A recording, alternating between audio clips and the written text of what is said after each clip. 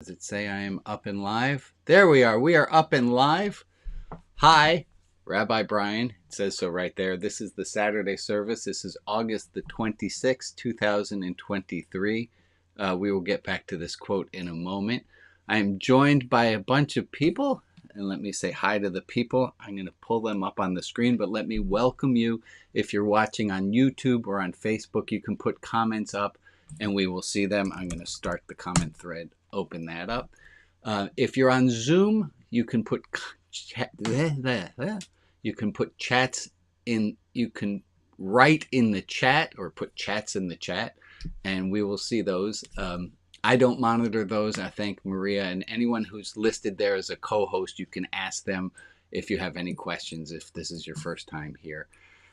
Glad to see the people who are here. I'm going to try to put all of your faces up so you can wave. So here's some of the people. There's the people. People wave. Thank you so much. And we try to keep our microphones open so this can stay as a dialogue, and this is not a everyone's open to chat. I'm going to first welcome me back. I was away last week. I was in Ireland with my family, and we had a wonderful, wonderful time. Apparently everybody in Ireland speaks English.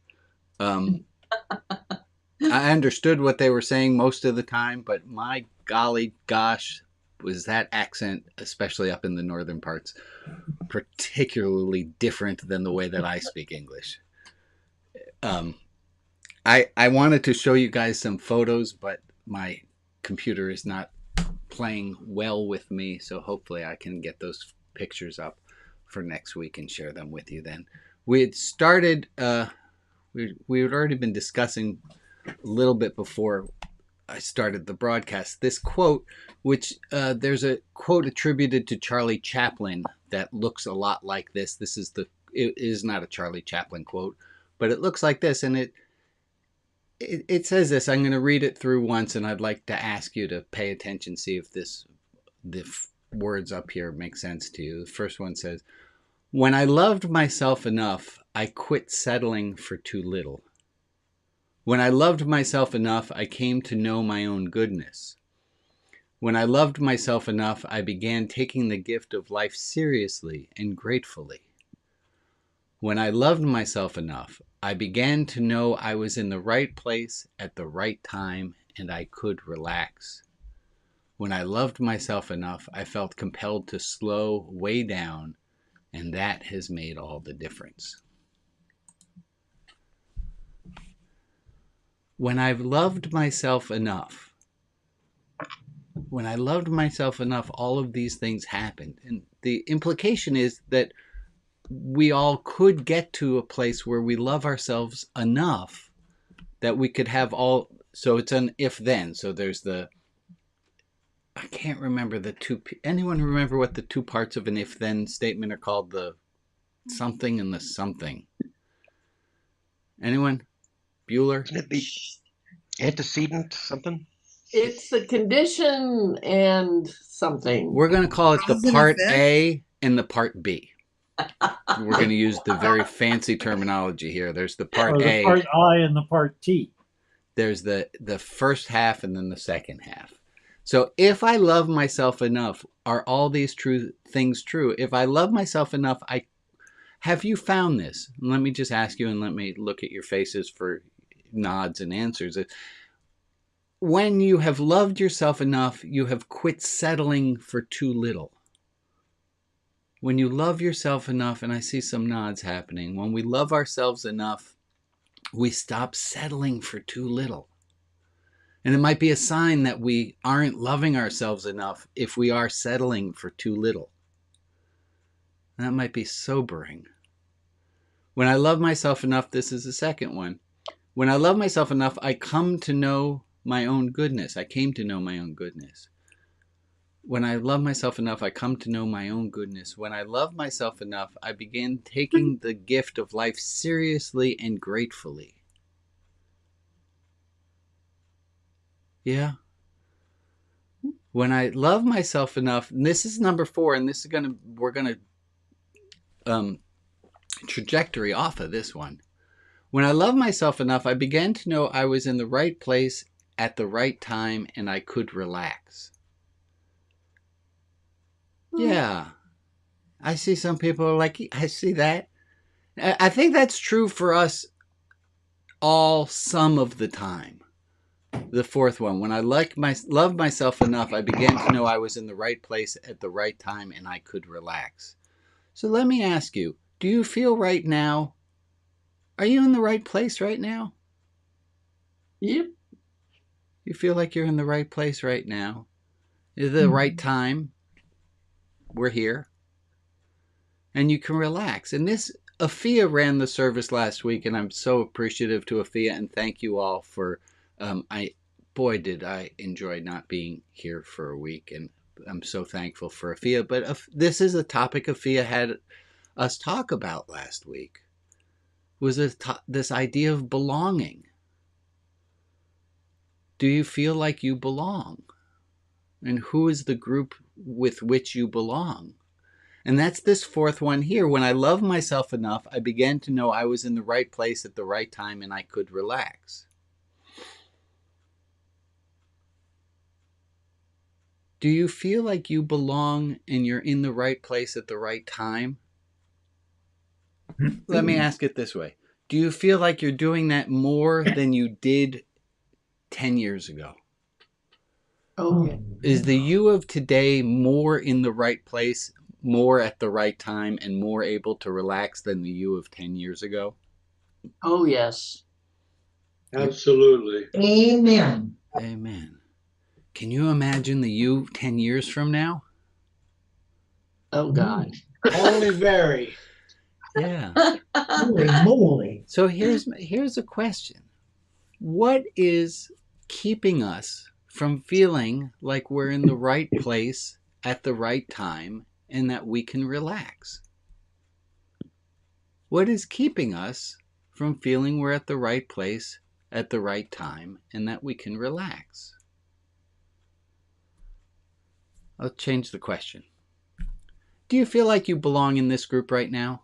Let me see a show of hands or a nod or something. Do you feel like you're in the right place? This is your group? Why? How do you know that? What lets you know you're in the right place right now? I recognize a lot of people. You recognize people. Okay. What lets Because I'm here. Because I'm here. Now, I don't feel that way in all places, but Nancy Jo, what makes you feel comfortable to be here? How do you know you're welcome here? Well, to sound a little woo-woo, I believe the universe is unfolding as it should. And I landed here, so I'm supposed to be here. Yeah. I don't generally feel uncomfortable places. I know what that feeling feels like. And then I'll leave because You don't feel comfortable, right? I suppose. But, you know, I like to stick around and find out why I got directed here. Okay, wonderful. So if I go back to this quote here, it's that you love yourself enough that you can feel comfortable until you go, yeah, I'm not really super comfortable here. I think I'm going to move on. Yeah. And comfortable is not a comfortable word for me. I mean, oh gosh, I learned so many years ago in business, to get through life, you have to be comfortable feeling uncomfortable. So Yes. I guess discomfort, what I would use instead is, I don't know, I just don't really like it here. I think I'll go eat lunch. Okay. I think you know what I'm saying. It's just there's a somatic, there's a feeling of I feel comfortable, I don't feel comfortable. Let me ask other people, how do you know you're comfortable here? What makes you feel like you belong? You feel like you belong? Do you? Well, it's going to be a hard question to say, no, I don't feel like I belong, because then you have to participate, which is doesn't exactly work. We're skewed here.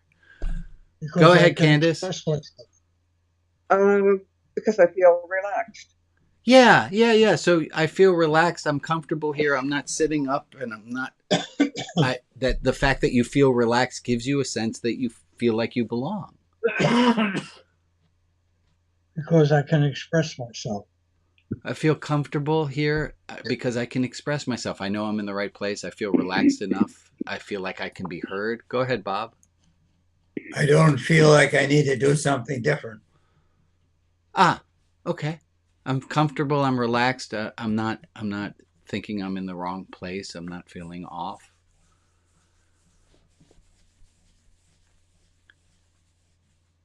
Are there groups in which you don't feel comfortable? I'm asking everyone. Yeah, I'm sure the answer is there are places you don't feel comfortable. This quote, though, says, or it seems to imply, that if I love myself enough, I can always feel like I belong. Is that true? No. No, I don't think so. Okay. I do. Of course. Chad, Lisa, there was some body expression. I don't know if you want to follow in with words there. I just saw your box move. No? You good? You want to say something? We can't hear you, though. You're on mute, so that makes it a little... Let me get You back. take you. Okay. Yeah. No rush. No rush. Do we... I feel like the word accept implies that I'm caring more about what other people think than what I think. So, I might get bored and leave. I mean, not here. That's not a personal dagger, but yeah, that I can feel accepted wherever I am because I accept myself. Right. That's it. That, I think, is it. Is how do we... I can feel comfortable most places, and I feel more comfortable in more places as I get older and as I love myself more. I can feel more comfortable in more places as I get older and I start feeling more comfortable with myself. When I love myself enough, I began to know I was in the right place at the right time and I could relax. Go ahead, Emily. When I find myself in some place that I'm bored to death, I just allow myself to get up and leave. Right. Yeah. Go ahead, Ray. I would also say that as you get older, you get more assured of who you are, and you care less about what others think about you. Right. I'm more I remember, it's going to sound a little crude, and it probably is, but I remember being a kid and walking with my dad in the supermarket and him just letting a fart rip out. And I remember being just astounded that he could be that comfortable with himself. Like, that takes a certain amount of comfort to just walk through a supermarket and not care. Show of hands, how many of you are comfortable farting loudly in supermarkets? Don't answer that question. So, And which supermarket are we going to gather in with a cigarette lighter and see if we can make the building explode? What we can do there. It depends if there's somebody else right next to you. Fair enough. Well, thank you guys. Any other comments on this? I'm going to move us to a next topic, but let me read through it one more time. When I love myself enough, I quit settling for too little. When I loved myself enough, I came to know my own goodness. When I loved myself enough, I began to take the gift of life seriously and gratefully. When I loved myself enough, I began to know I was in the right place at the right time and I could relax. That's the one I think is just amazing. When I loved myself enough, I began to know I was in the right place at the right time and I could relax. When I love myself enough, I feel compelled to slow way down. And that has made all the difference. We got some people on Facebook throwing, I don't know if a whole bunch of hearts came up on that number 4 one. When I love myself enough, I began to know I was in the right place at the right time and I could relax. So let me invite all of us who are here to know, and it's what Nancy Jo was saying, we're in the right place. You're in the right place right now. You can relax. You're in the right place right now, and you can relax. Let's take a moment to just be in the right place right now and relax. And that goes into the fifth one, is feeling compelled to slow way down. And that makes all the difference. I got two people's got hands up, Ray and then John. Ray's muted. Ray, you are muted. I forgot to lower my hand, so it's John. Go ahead. Thank you. Thank you, Ray. John. I found myself thinking or wondering, is this a progressive list? Uh-huh. Do we move like, is it in steps, or is it it's a complete list and those are all expressions of similar kinds of things? I don't. That's just a curiosity. Yeah, I don't know the answer to that. I like the question, though. I like the question. I'm really just taken by the fourth one. When I love myself enough, I began to know I'm in the right place at the right time and I could relax. Jack, go ahead. To me, that means you have a feeling that you have that love, but you can't keep. You've got to give it away. You have to give it away. That's what. Say a little bit more. So when I love myself, you're saying that I can't do that without giving away love? No, you can't keep love. Love is not meant to be kept. Uh-huh. It's meant to be given away. That's to me, that's called grace. You receive the grace to do that. And it's your responsibility. Yeah. It's your responsibility. Yeah, go ahead, Betsy. I like that too. Go ahead, Betsy. It's like that song, Magic Penny. Love is something if you give it away. Give it away, give it away. Love is something if you give it away. You end up having more. Yeah. Oh. Isn't that is such a true thing about love? It's the people who love the most have the most love. Yeah. And we have to love ourselves to be in the right time, and we can relax. Wonderful, wonderful. I'm going to table this for right now and move our conversation in a slightly different idea. Everyone likes to belong to a group, to feel like you're part of a group, to feel accepted as in a group. And I think we've done a wonderful job here on the Saturday service of having people gathering together and feeling like they are part of a community and that they belong. And I was thinking a little bit of a crazy thought. What else is new?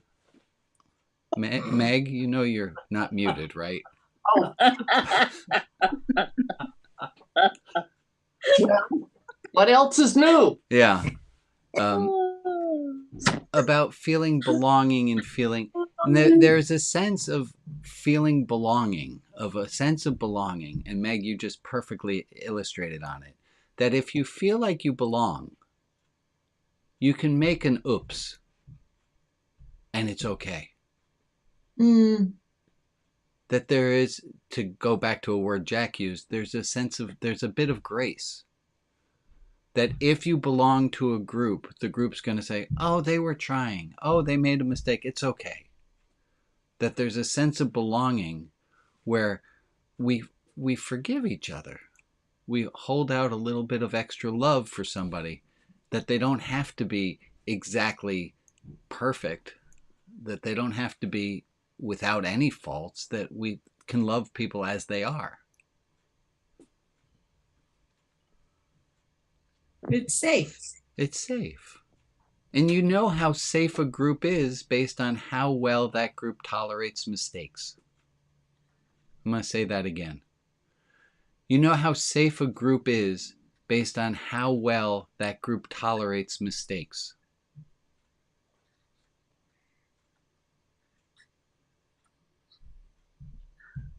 I love that idea. Say a little bit more, Meg. Well, I can think of a couple of groups where I'm just plain nervous. Yeah. And when I stop and think about what happens when somebody makes a mistake, it's not ugly, but it's not relaxed, it's not accepting. Yeah. And we all want to be part of groups that have spaciousness for mistakes. And I would say even if it's just us and ourselves, right? It's just me, myself, how well do I tolerate my own mistakes? And question, how well do you tolerate the mistakes in other people? Do you think you could do it have a little bit more grace than you do? It depends on the person. Oh my goodness, isn't that true?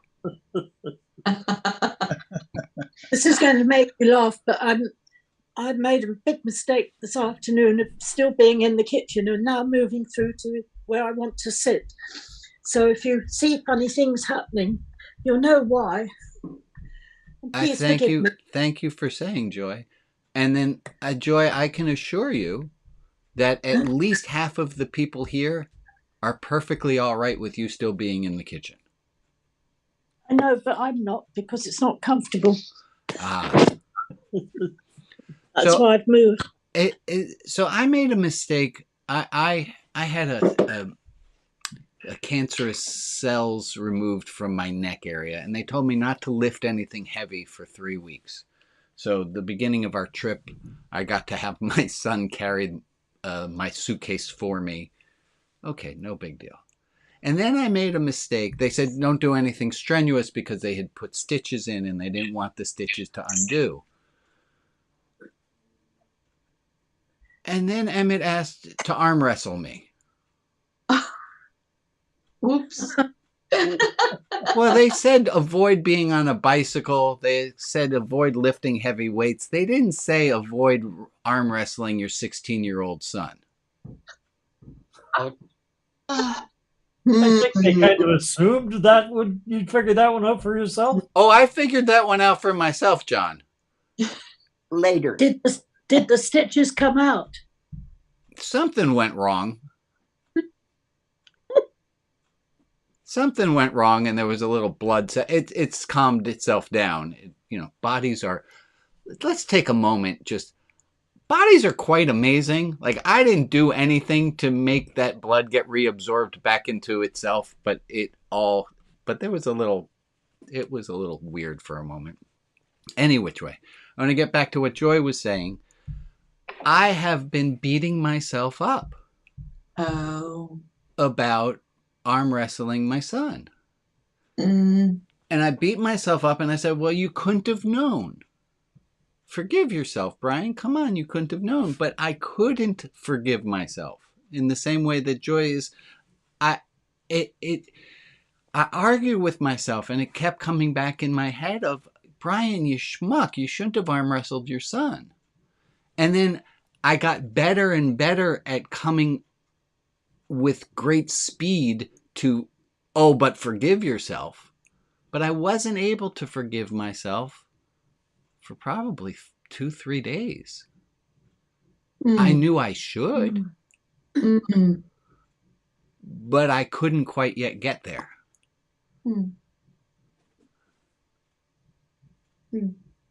We all make sorry. We all This is Nancy Jo. Do it, Nancy. Nancy. I read a great quote this morning. The author is Catherine Mansfield. I don't know. Anyway, it says, regret is an appalling waste of energy. You can't build on it. It's only good for wallowing in. I agree with you. And I'm not going to castigate myself for having regret. I'm not going to beat myself up for having regret because I know I should have done something different. It's in the past. It's still there. I still do regret it. And I don't want to beat myself up for regretting it and say, oh, I shouldn't regret it, because I do. And that just came in, and it's natural. I'm still going to beat myself up some, but I don't need to give myself a full ass kicking for having made a mistake.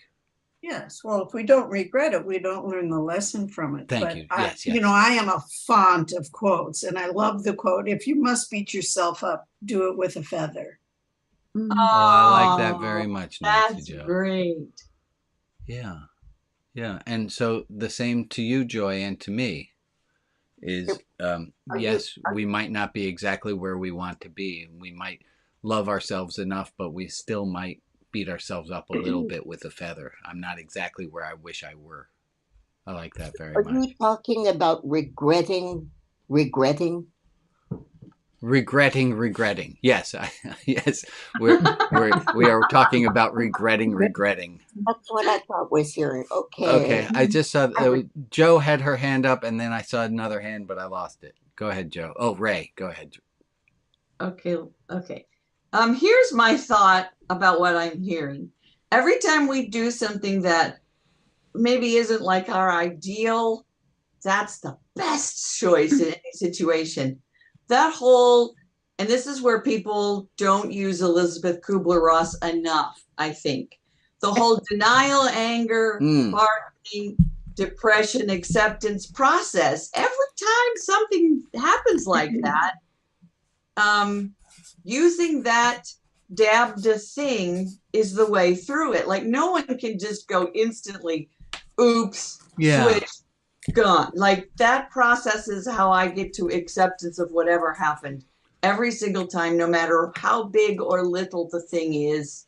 And I will thank you for bringing that up, that it is a process. I want to go to Ray, and then I'm going to come back to what you were just talking about and fill us all back in. Thank you for bringing that in, Joe. Go ahead, Ray. Well, I'm wondering if nothing had happened to your neck, if you'd arm wrestled, everything had been fine, would you still can hold on to this thing? Or would you just said, okay. Well, I think it would have mattered also, Ray, to be honest. It would matter if I had won the arm wrestle or not. No, not the fact that you won or lost, that the fact that you did it in the first place. Correct. And let's talk about this Elizabeth Kubler-Ross thing. And so Elizabeth Kubler-Ross, these are often known as the stages of grief. She never referred to them as the stages of grief. I think of them more as the stages towards acceptance. And Joe referred to DABDA, and that's the acronym with which we can use to remember the stages that lead us towards acceptance. Now, this is not a hard science. These don't exactly always follow one from another. First D is denial. Denial works. I can't. I'm trying to think of get a letter. You get a letter from the. I got a bill from the state of Washington that I didn't pay a car toll. I was like, I never drove in that. What are they talking about? That's not true.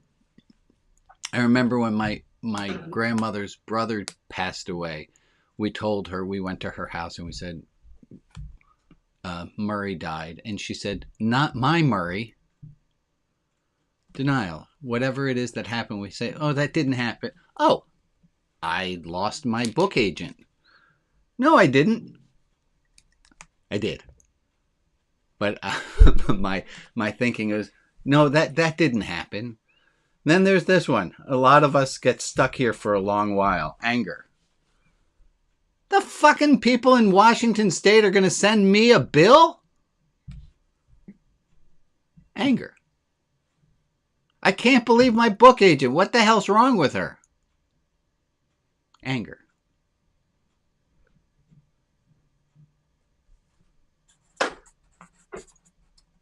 Bargaining. Oh, maybe it's for the best that I didn't get this book agent. Maybe this is actually better. I'm going to wind up with a better book agent than I had before. I can't think of the Washington Toll one on bargaining. Maybe I'll send them $2.12 instead of the $2.50. That's the wrong kind of bargaining.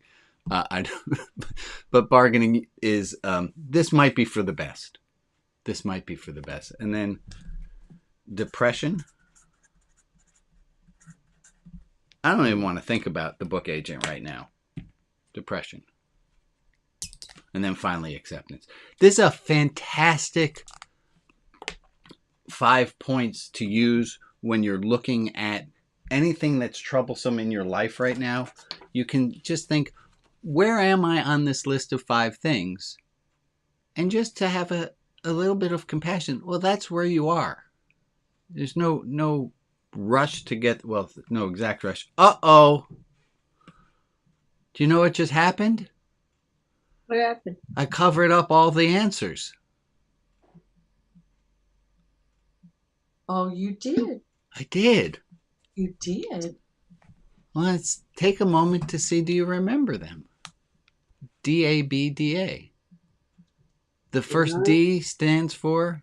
Denial. This didn't happen. There's no way that happened.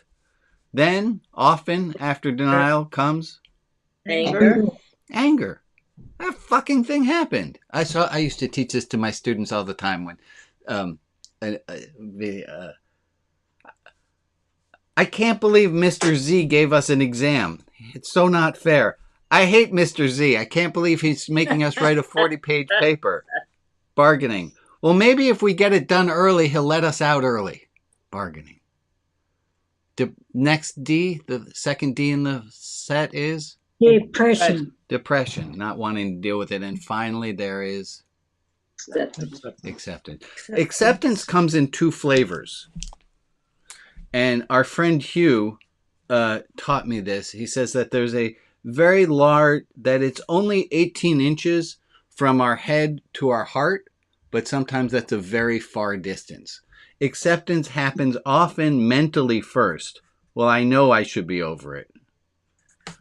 Mentally, and then there's the heartfelt acceptance.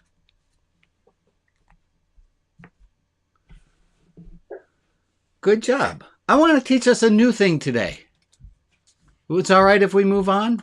Can I teach you something I just learned? I learned this one and made me so happy. Here's a way of giving compliments. And I'll tell you, I was thinking about giving a homework assignment to everybody. So here's your homework assignment. I want you to do this for at least one person in the next week. In the next week, I want you to find one person. And do y'all know, I'm going to teach you a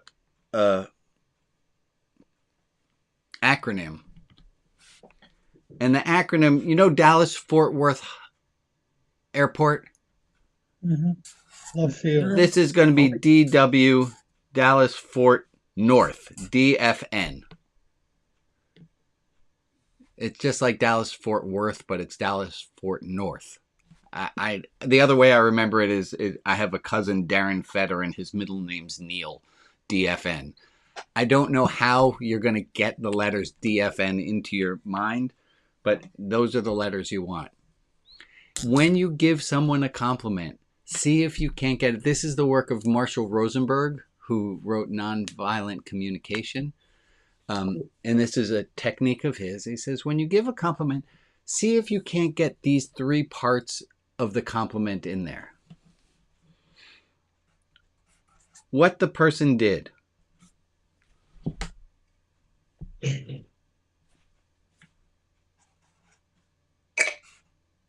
How what they did make you feel.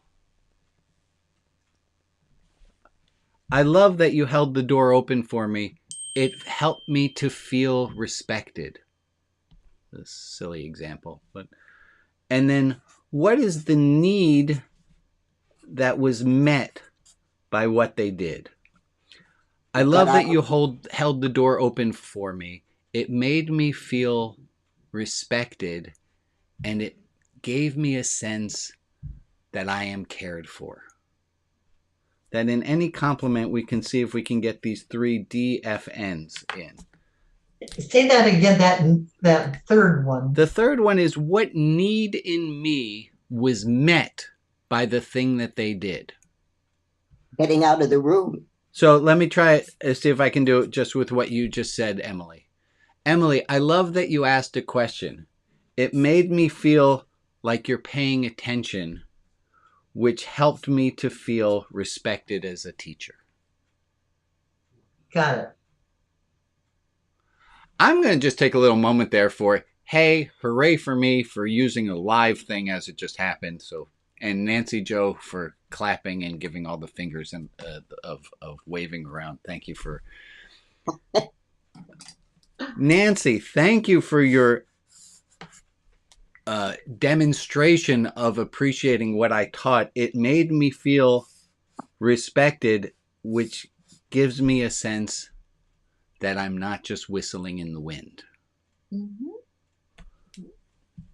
I got one here. Mm-hmm.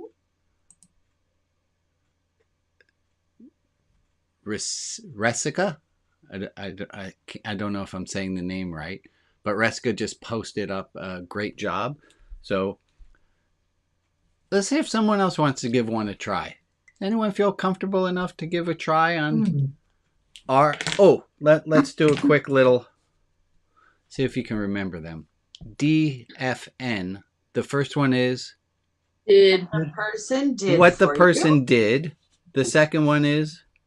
How it made me feel. How it made me feel. And folks, those of you who are saying it along, that's fantastic. It's a great way of learning. It helps us to learn to do things in multiple modalities. So you hear it, you see it, and then you say it. There's all different ways of keeping us learning.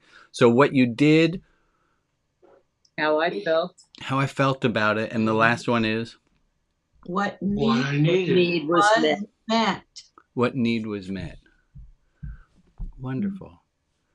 So your homework is in this week to tell somebody, hey, I want you to know there was this thing that you did. This is how it made me feel, and it met this need of mine. And my hope is that next week I'm going to start, and Maria and I sometimes, there's Maria. Hi, Maria. Maria and I sometimes joke. Well, that's not true. We often joke.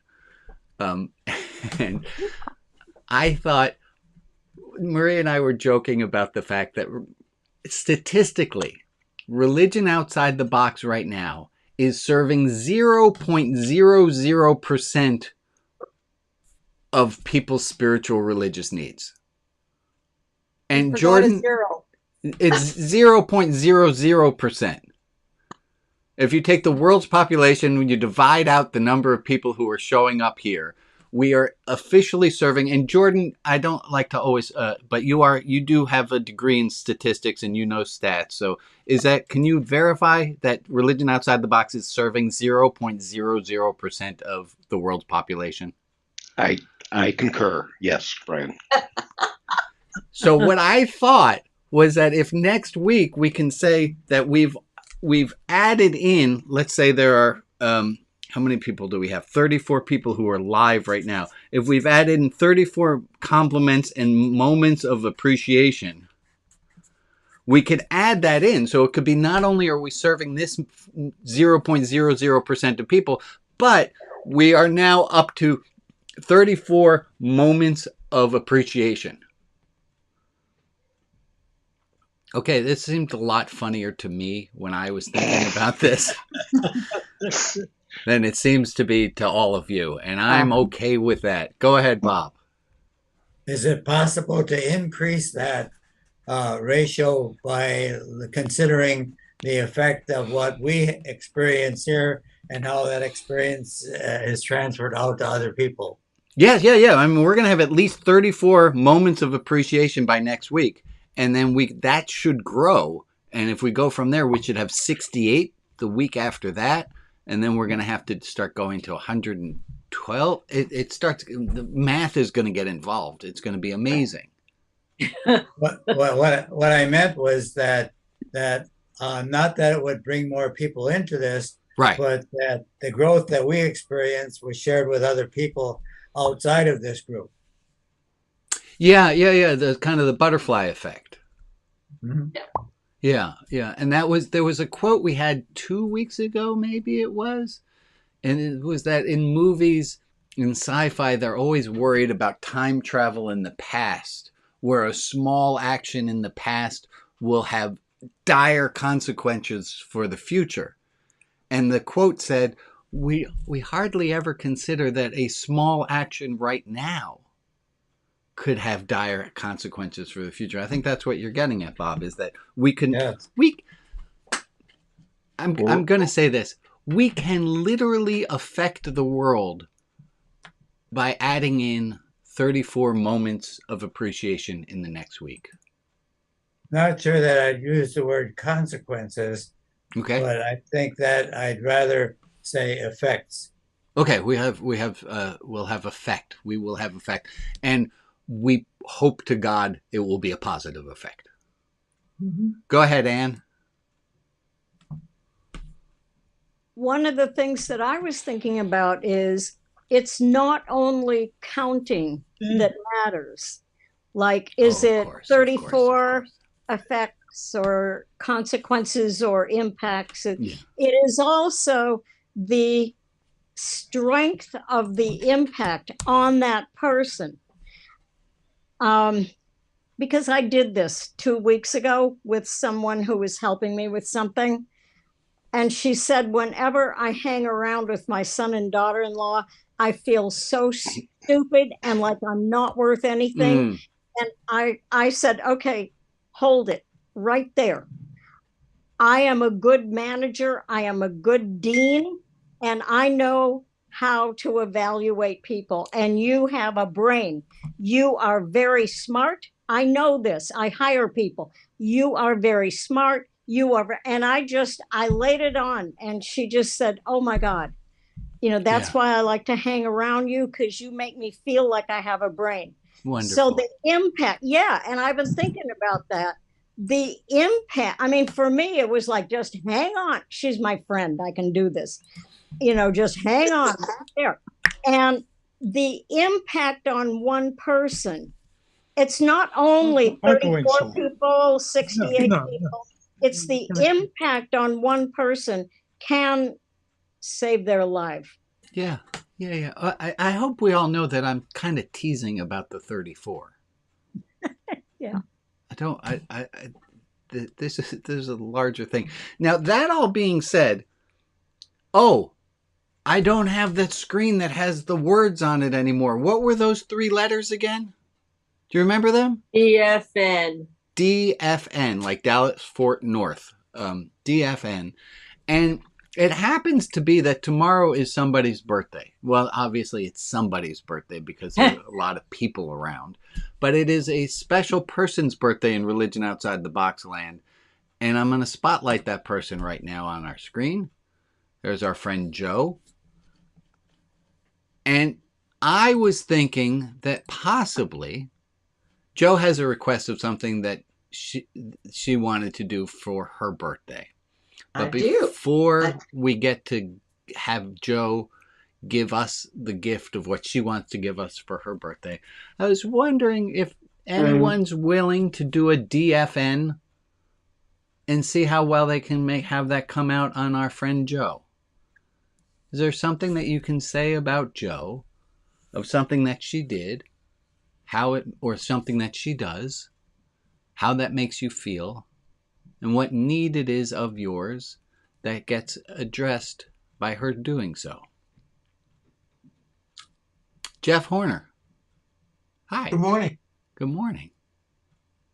When do we have to talk about the spots you found in Ireland? Well, let's not do that right now. I understand. Okay. Joe wears her empathy on her sleeve. Joe is very cognizant of the people around her and very much wants to relate to them and be relatable from them. I love that. Thank you, Jeff. Someone else? Thank you, Jeff. Welcome, Joe. Someone else want to chime in on what it is about our friend Joe? I can't see hands up. So, there we go. Ray, go ahead. Joe, you love yourself enough that you are willing to speak up when you think that you have been offended and to accept an apology and do it with grace and good humor. That's a good quality. Thank you. Thank you, Ray. And Steve, what do you have? When Joe used to lead the main group afterwards, she was part of the making everyone feel welcome movement because she didn't allow anybody to get away with being ignored in the course of the hour and made sure that everybody was encouraged to become included. Thank you, Steve. Go ahead, John. Joe has a terrific smile and a really infectious laugh. Yes. And it always feels like such a welcoming aspect. Anytime we share a screen or she's on the screen, just as she is right now. And it just feels like so welcoming and so appreciated. Thank you, John. And go ahead, Nancy Jo. Well, hello, Joe. I just met you today, and I can say that in this group of 34, immediately you jumped out at me. Well, now I see you have the same name I do. However, you jumped out at me because of the things that other people have said. Very welcoming, very pure joy, emanates from you. And that makes me feel very comfortable being here, that I am amongst a group of people who emanate joy. And that has met my need of coming to this group today and wanting to feel joyful and wanting to come back again. So thank you. Hey, you're welcome. Thank you, Nancy Jo. I'm going to take a turn. Hi, Joe. Hi. There's something you did weeks ago, and it was referred to that you used to host the after show. You and Maria would do together. And there was something that you did. Oh, the spotlighting me is not going to work. That's going to make a mess. There's something you did, which was you said, I don't want to do that anymore. And you were so tentative about saying so. But what you did was you stood up for yourself. Mm. And what that made me feel was that it made me feel honored that you were willing to be safe enough to be yourself. And that gives me the need that it meets in me is that it shows what authenticity does. It shows what being true to your own heart is. And I appreciate that. And thank you for teaching us. Thank you. Thank you. Okay. And now, thank you for taking in all those compliments, Joe. Yeah, that was not the deal. That was not. Yeah, but okay. No, I didn't. I didn't say. So what Joe said, I said, Joe, would you like people to say nice things about you? And she said, I was kind of thinking I'd like to say nice things about anyone who wants to raise their hand and have something nice said about them. And I said, that's great. What I didn't say was we can do that too. Okay. I see. I didn't know that you clause had in the clause. It's fine. I didn't. It was lovely. It's lovely. I appreciate it. I'm taking it in. I love you people. So let's see if, and let's give Joe the gift. Is there anyone who would like to raise their hand and have Joe say something? And Joe, you can tell me if I didn't get the words correctly. And you want to say something that you like about I can do the DFN for people. Yes. Yeah, Joe wants to practice doing that. So anyone feeling super brave and willing to be vulnerable? Maria? Anyone? Anyone? That's a rough one to do. Go ahead, I'll Jack. do it for Joe. Well, I don't know whose voice that was. Oh, sorry. Oh, Sari. Okay. Sari? Go ahead, Sari. But I'm doing it for Joe. Oh, you're speaking And I to want- Joe. No, you said who would be vulnerable for Joe. Okay, so you're willing to And have I- Joe say something about you. Yes, I'm willing to be vulnerable for Joe. Oh, I love that. Thank you. Thank you. That's what I was hoping. And that takes a lot from me. Yay, I appreciate Sari! So what Sari does for me is she makes me feel inspired and encouraged because when I say things, she pays attention to them. Number one, like she actually listens to what I say, which then makes me feel like I have something to contribute and that I have a purpose. And the need that meets is that I feel like if I can do it for Sari, perhaps I can do it for others as well. So thanks, Sarah. Thank you. Of course, Joe, happy birthday. Thank you. Thank you. Thank you. Thank you. Beautifully done. And Bob, I see you have your hand up. Is that, I'm assuming that's a volunteering? Yes, it is, but I also at the same time want to let Joe know that I always enjoy seeing her and her wonderful spirit, and I've enjoyed our interactions in the past. Thank you, Bob. And here's what I'm going to do for you, Bob. What you do for me is always remind me that it's just okay to make mistakes. There are always opportunities to learn. If I had a dime for every time you said that, I would be rich, and I appreciate every time I hear it. And it makes me feel less judgmental about myself, which is a huge need that gets met in me. So I am encouraged to continue to just keep trying. Thank you, Joe. I thank you for that, Joe. You're welcome, Bob. Thank you. So, Joe, this is just delightful, and thank you for everybody for playing along and trying. Happy birthday, Joe. Thank happy you. birthday, Joe. Happy birthday, Joe. Happy birthday. Joe, you are truly a cornerstone of this Religion Outside the Box experience, and it would be a lesser place without you. Thank you very much. And we're going to zoom over to Maria, who has a list of names of people for light and love. These are the names of the people to, excuse me, lift up and send positive energy to. The Dixon family, Michael and Art, Gary Nelson, Charlene, Greg, Maria and Francis, Mike, Rob, Danny, Kim, the people affected by wildfires in British Columbia and the Northwest Territories, Chris Meyer, Tammy and family, Amanda and Carolyn and family, Sheridan H., Beverly K., Rob B., Randall M., Caitlin and Patty, Maggie's health and her looking for a job in the U.S., Karen K., and Alex. If there is another person in our community we can offer light and love to, please put their name in the chat and I will add them to the list in the clubhouse.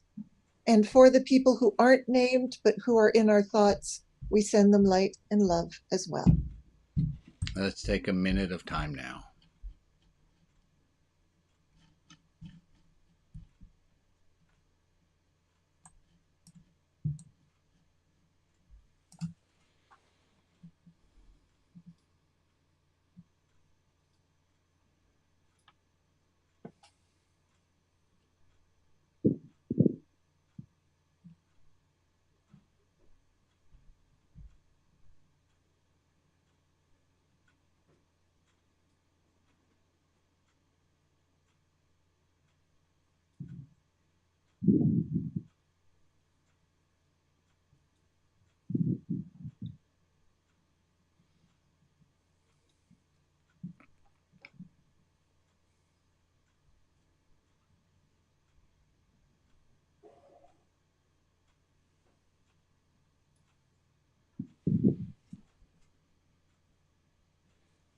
Thank you all for that minute. I'm going to take an extra round on the how to give a compliment, a moment of appreciation. And I want to shout this out to Carol Ox.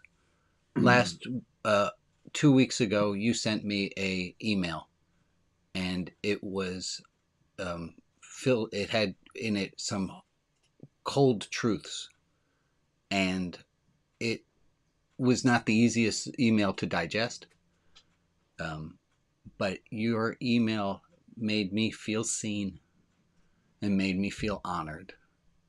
And the needs in me that fills is it just honors me. And I thank you for your continual guidance in trying to help me to bring what I do to a more profound level. So thank you, Carol.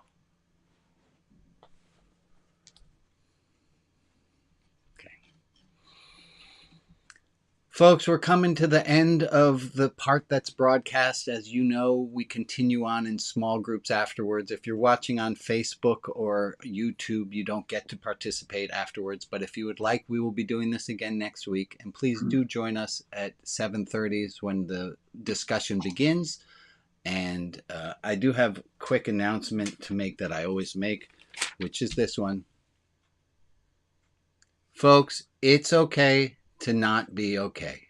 It's okay not to be okay. Life is really hard, and there are times at which it feels like a struggle, and it's okay to not be okay. Please remember that. Gonna stop our recording now. Everyone, if you would give a wave, I'm gonna put everyone's faces back up there. Let's say goodbye to all of our friends on Facebook, and we'll continue privately, just us.